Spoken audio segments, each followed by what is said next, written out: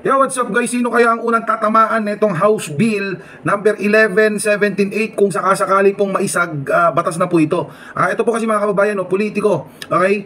Newlyweds PBA Party List Representative Margarita Nograles, mga kababayan, ito, Almario and Davao Oriental Representative Chino Miguel Almario have jointly introduced a measure seeking to criminalize, mga kababayan, criminalize troll farms and disinformation campaigns, no? Ayan, troll farm are not just digital prank. Totoo naman talaga yan, di ba?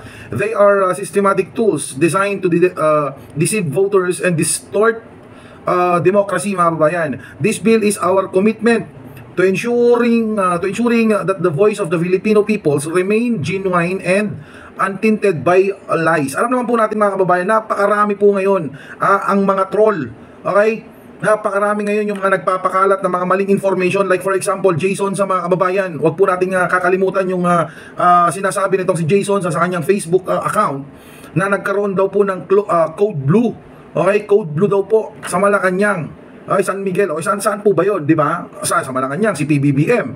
At sinusugan naman ito ng mga kasama niya or mga kaibigan niya ng mga vlogger like Maharlika, di ba? Na sinabing nag-away daw si Pangulong Marcos, at the same time itong si First Lady.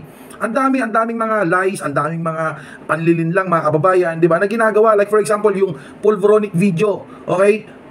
Pinapakalat nila yan na napatunayang peke naman yan, mga kababayan. Sino kaya ang unang matatamaan netong House Bill number 11-17-8? O eto, mga kababayan, tingnan nyo po itong nag-comment naman na isang solid DDS to, di ba? Basahin po natin yung kanyang sinabi, no? Ito po ay si Harry Roque, former presidential spokesperson. Diyos ko, dati kang taong gobyerno pero ayaw mo sa mga ganitong sugpuin yung mga nagpapakalat ng mga maling balita, di ba? Ang sabi dito ni Harry Roque, in a democracy, no individual or institution can monopolize the truth, ideas, or concept.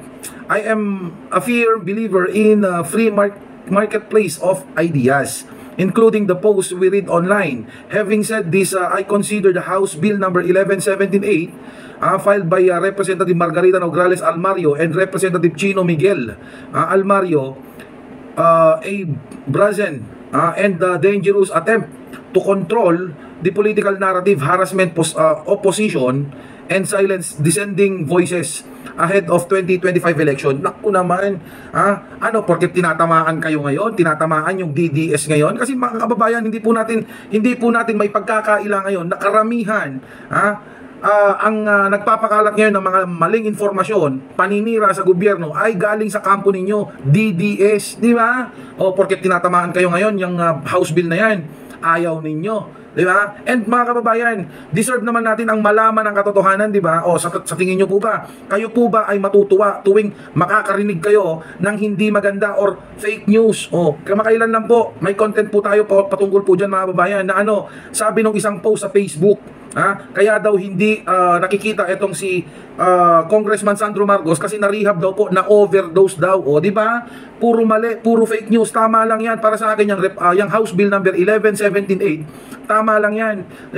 Sana maisabatas kagad po 'yan para tamaan ang dapat tamaan at ikulong ang dapat ikulong, mga kababayan, di ba? Tama na yung pag-i-spread ninyo ng mga kalokohan, mga maling information. O kayo, mga kababayan, ano po ang masasabi ninyo dito po sa nabasa po natin? Kayo po ba ay pabor na maisabatas po itong House Bill number 11-17-8 na pinopose po ni Representative or PBA Party List Representative ano si palanan?